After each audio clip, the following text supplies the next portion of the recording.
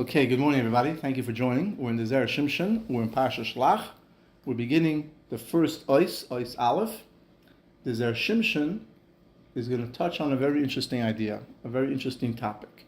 We know that Moshe Rabbeinu davened for Yehoshuas. Yehoshua's original name was Hosea.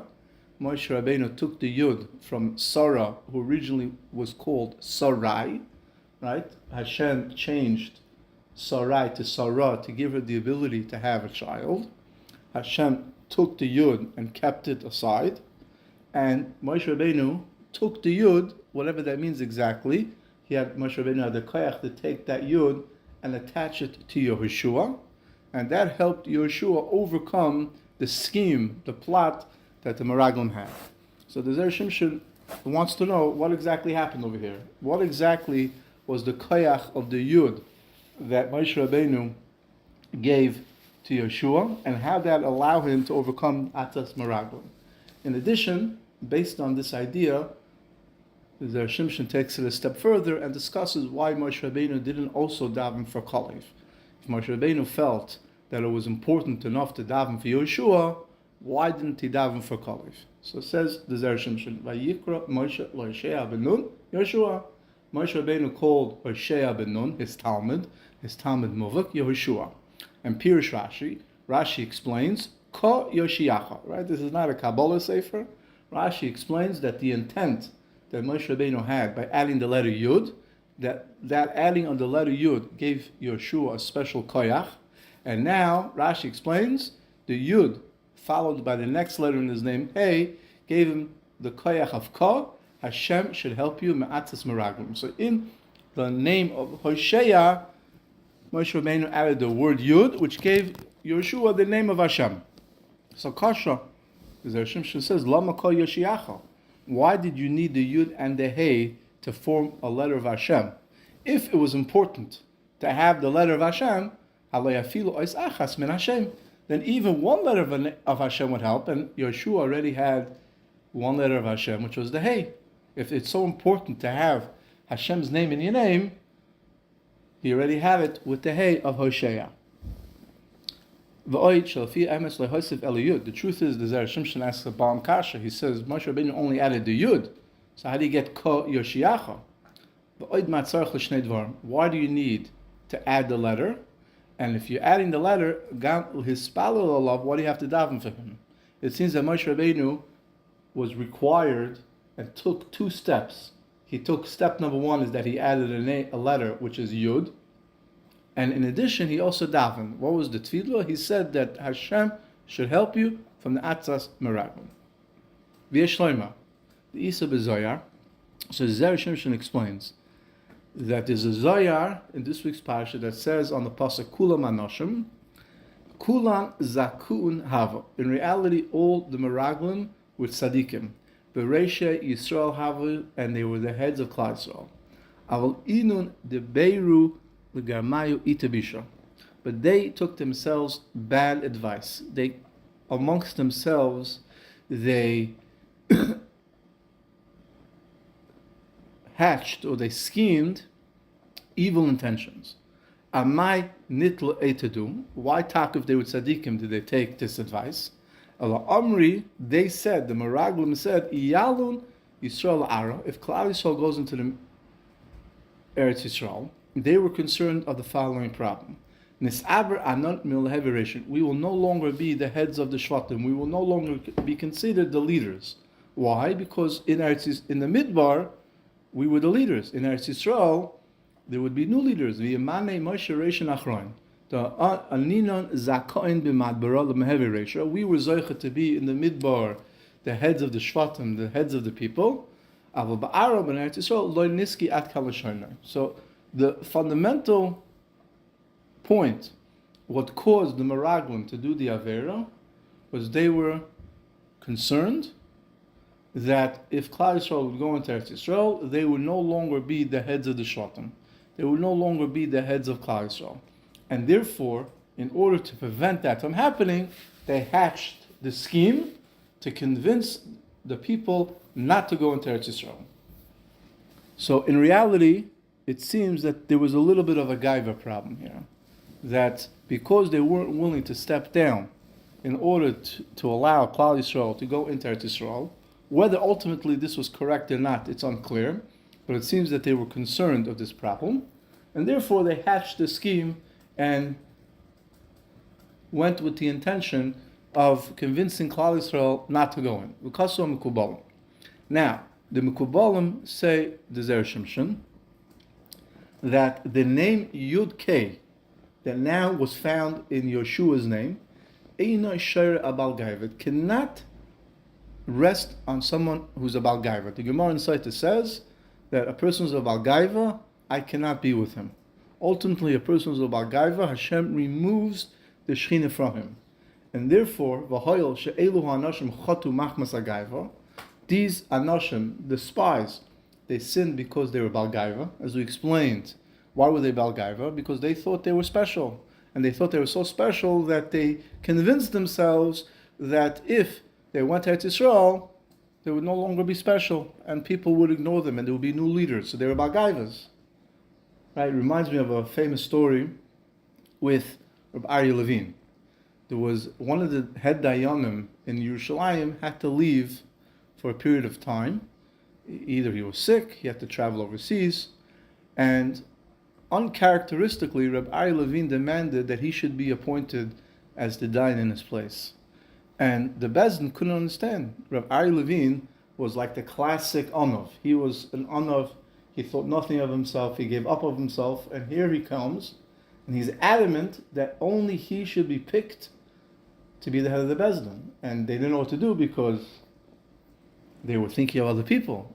However, ultimately, Rabbi Aryeh Levine, who was a tremendous tzaddik and on his own merit happens to be the judge, and he was so adamant about it that they picked him to be the judge. And people asked him, "What's pshat?" And he wouldn't answer.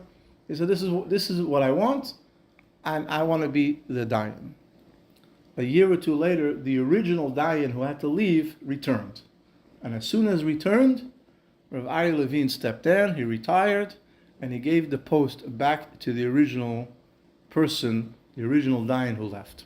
And then Rav Aryeh Levine said that he knew that if someone else would come, it wouldn't be so easy for him to step down and return the seat of dayanis back to the original dayan. And therefore, Rav Aryeh Levine felt in order to actually protect the honor of the original dayan, he didn't care about being a dayan or not. He knew ultimately it wasn't something that he wanted to do. So therefore, he adamantly took upon himself to be the dayan temporarily in order to return the dayanis back to the original dayan. Here, the spies actually did the opposite.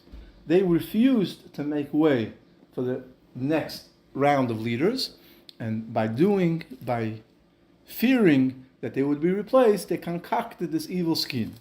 And Memela, the Zera Shimshon explains to us that since they were Bal Gaiva, they ended up doing this Avera.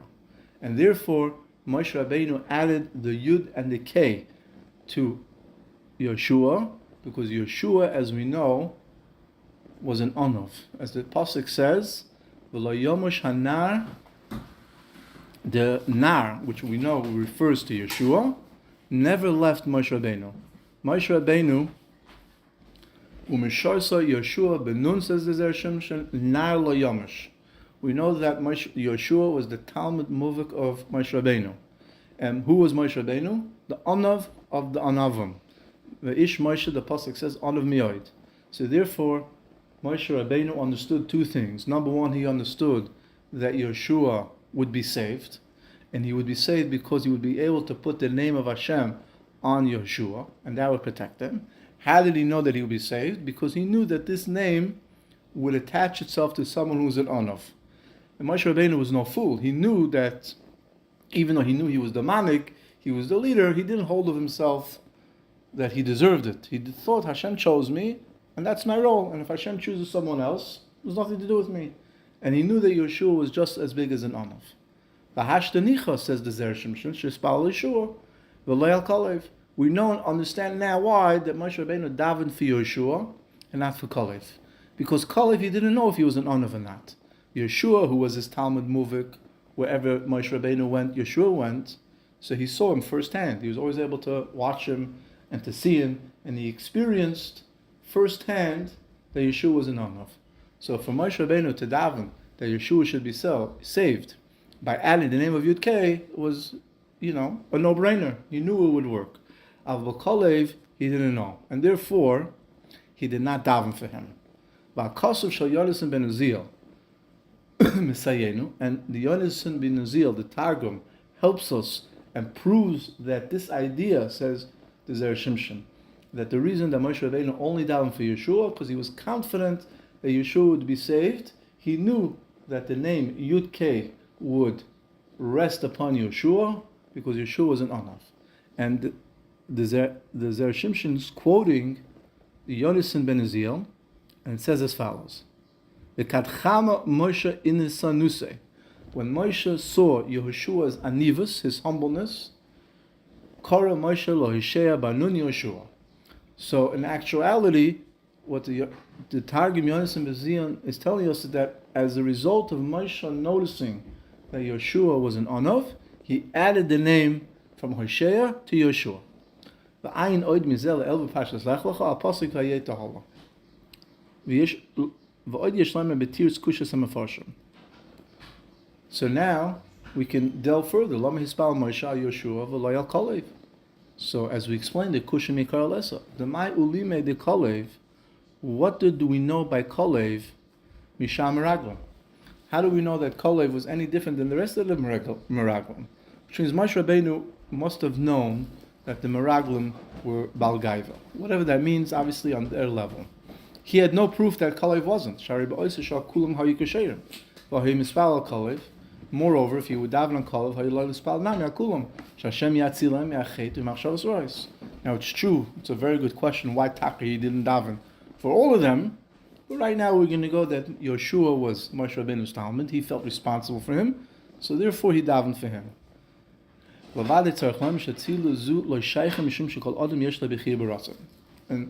Zera Shimshon takes it a step further. That every individual has bechira. Moshe Rabbeinu was nervous that everybody would fall into this trap. However, at that moment, Moshe Rabbeinu said they're all tzaddikim. And therefore, since they're all tzaddikim, there's no reason for me to daven. However, since Yeshua was an Anav, he knew that from Shemayim they would help him overcome the evil plot, the scheme that the Meraglim hatched. So the Zera Shimshon explains a beautiful teretz. He says the reality, everybody has free will. Everybody has free choice. And Moshe Rabbeinu said, I picked tzaddikim. And even though I know that there's a great danger here, ultimately they all have their free choice to overcome. Yeshua has a special trait.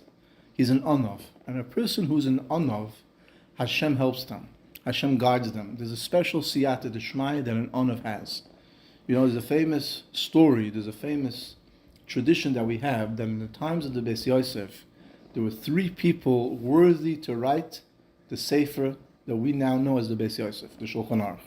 From Shemayim, there were 3 people that were chosen or that were looked at who would write what we know now today as the Beis Yosef, the Shulchan Aruch.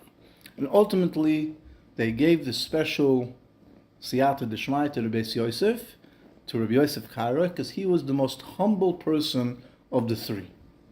So we see from here, says the Zera Shimshon, that the reason that Moshe Rabbeinu davened specifically for Yeshua, not just only like we said that it was his Talmud, but Moshe Rabbeinu knew that any challenge, any nisayon that would come their way, automatically Yeshua would have siyata d'shmaya from Shemayim, because he was an Anav.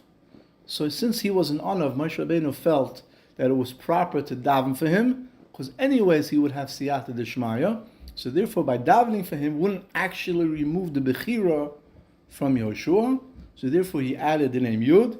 Now, as Rashi tells us, he had the specific letter of Yud K that attaches itself to an Anav, which helped Yeshua overcome the Atzas Meraglim, and eventually Him and Kalev were the only ones that went into Eretz Yisrael from that generation.